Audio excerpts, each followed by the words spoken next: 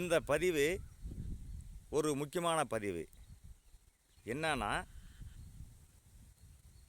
எனது தாத்தா, அவர் பெயர்தான் வீர ஐயான்.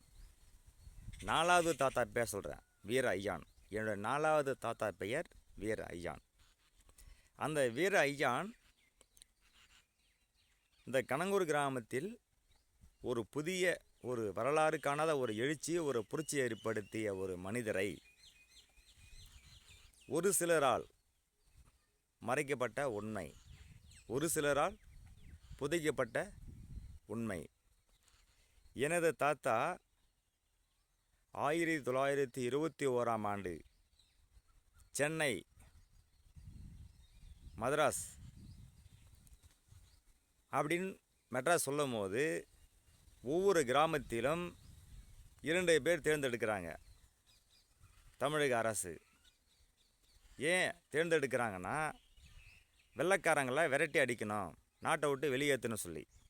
அப்போது என் தாத்தா இந்த கிராமத்தில் தேர்ந்தெடுக்கப்பட்டு அவர் மதராஸ், சென்னையில் போயிட்டு ஈட்டி கம்போடு சண்டை போட்டு வெள்ளையனே வெளியேறு, வெள்ளையனே வெளியேறுன்னு சொல்லி சண்டை போட்டு அங்கே வீரமரண அடைந்த என் தாத்தா பேர்தான் வீர ஐயான். அப்படி அவர் சம்பாதிக்கப்பட்ட சொத்து, ஏகப்பட்ட சொத்து இந்த கணங்கூர் கிராமத்தில் இருக்கிறது. தாத்தா வவ்வால், மைனர், தொக்கையன், ஊமையன் இவங்கெல்லாம் கையெழுத்து போடல யாருமே.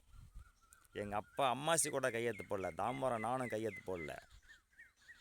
இன்னொரு தாத்தா ஐயாக்கண்ணு, மைனர் இவங்கெல்லாம் கையெழுத்து போடலை. ஒரு சிலரால் புதைக்கப்பட்ட, ஒரு சிலரால் மறைக்கப்பட்ட வரலாறு இருக்கிறது. நான் ஆவணத்தோடு இருக்கிறேன்.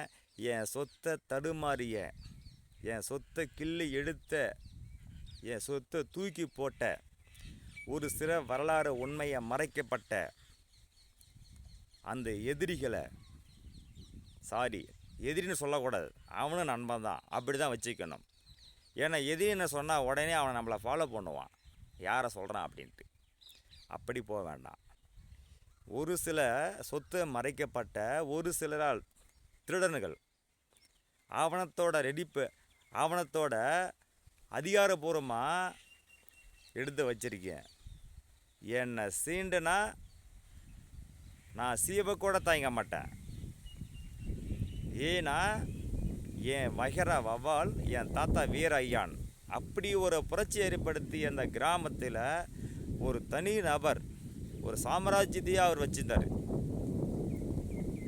நிறையா இருக்குது அவருக்கு வரலாறு, மறைச்சிட்டான். பேர் இருக்குது, சொல்லுவேன், சொல்லி வருவேன், கிள்ளி அடிப்பேன், சொல்லி அடிப்பேன்.